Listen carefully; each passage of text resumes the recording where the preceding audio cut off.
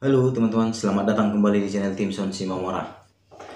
Pada video kali ini kita akan kembali membahas masalah jaminan kehilangan pekerjaan, lanjutan dari yang part pertama yang sudah kita bahas di video sebelumnya.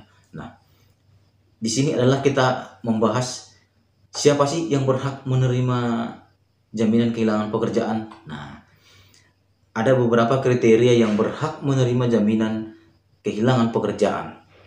Nah, yang pertama adalah mereka yang mengalami pemutusan hubungan kerja yang sesuai dengan ketentuan Undang-Undang Cipta Kerja.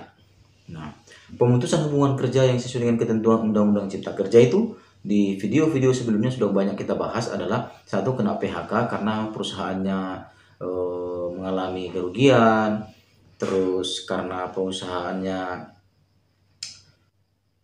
valid ya, terus karena memang dilakukan pemutusan hubungan kerja, pengurangan produksi atau pengurangan manpower sehingga tidak memungkinkan untuk mempertahankan beberapa karyawan sehingga dilakukan pemutusan hubungan kerja.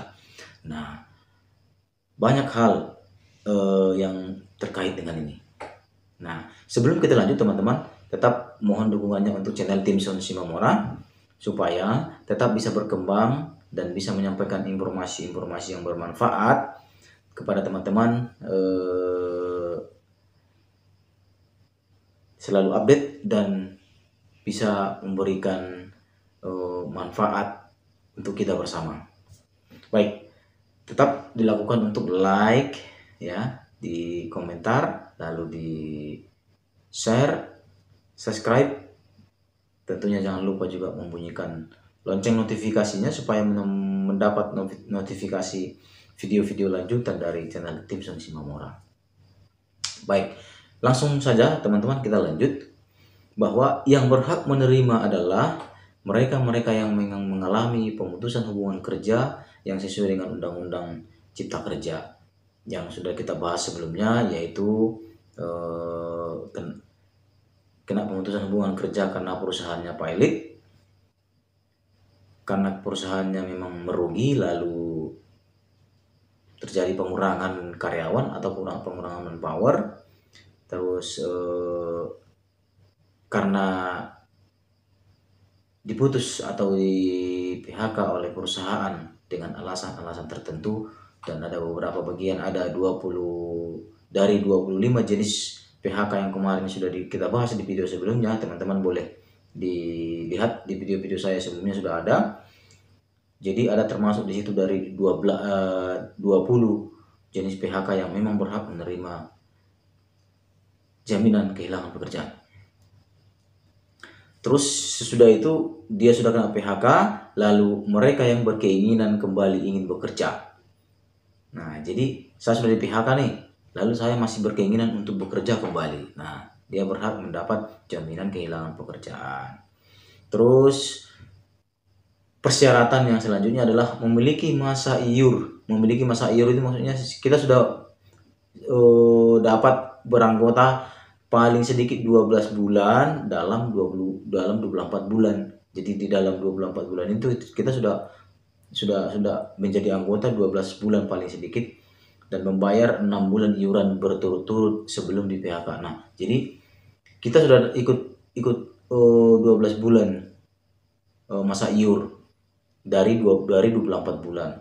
Tetapi kita sudah bayar dan ya lewat perusahaan sudah membayar 6 bulan berturut-turut sebelum di PHK. Nah, itu persyaratan yang ketiga ya dari tadi. Jadi dia di PHK dulu, dari PHK terus dia masih berkeinginan untuk bekerja, lalu dia sudah mengikuti masa iur. Nah, lalu selanjutnya adalah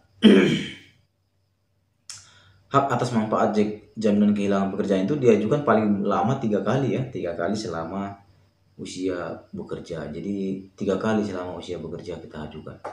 Nah, itu terus ada beberapa memang pengecualian ya. Teman-teman memang tidak bisa mendapatkan hak kehilangan pekerjaan karena yang pertama adalah kalau kita resign, kita tidak dapat jaminan kehilangan pekerjaan. Kenapa? Karena memang kita berhenti bekerja karena keinginan kita sendiri.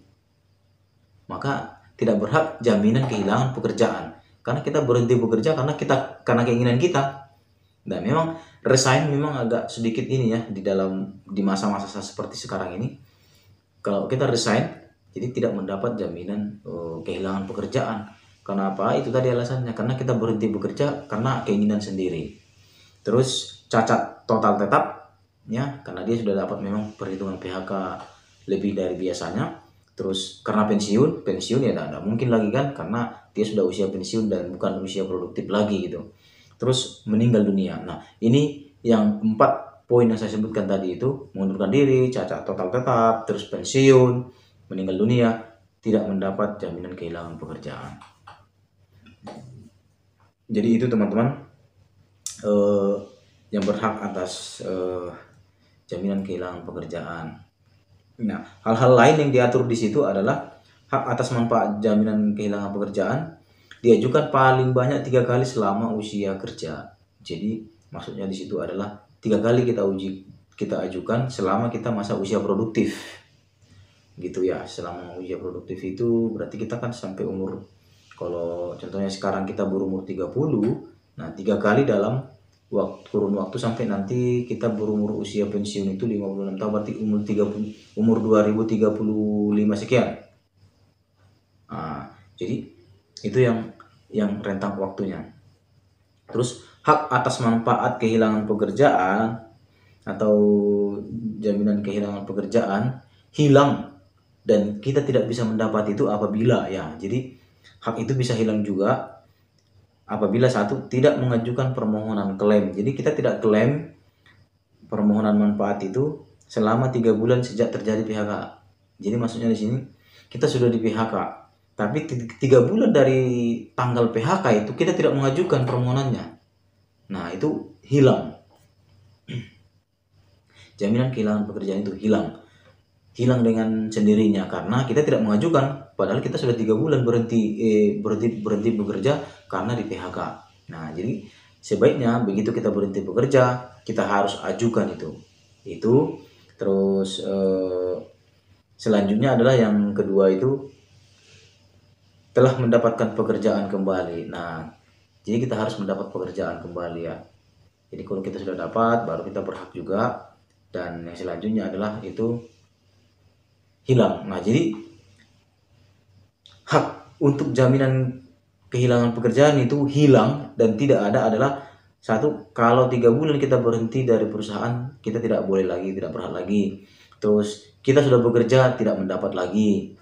Nah, terus juga kalau sudah meninggal dunia tapi di usia produktif, maksudnya tadi di masa, walaupun dia di masa usia kerja tetapi sudah meninggal dunia, kita tidak berhak lagi atas jaminan kehilangan pekerjaan. Nah, itu teman-teman yang bisa disampaikan pada video kali ini.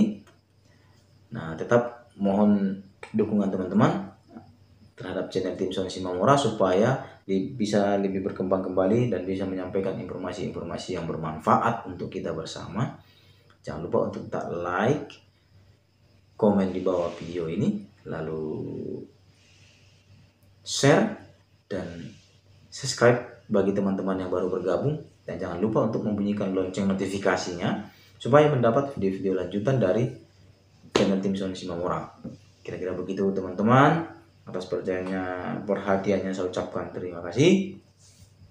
Salam.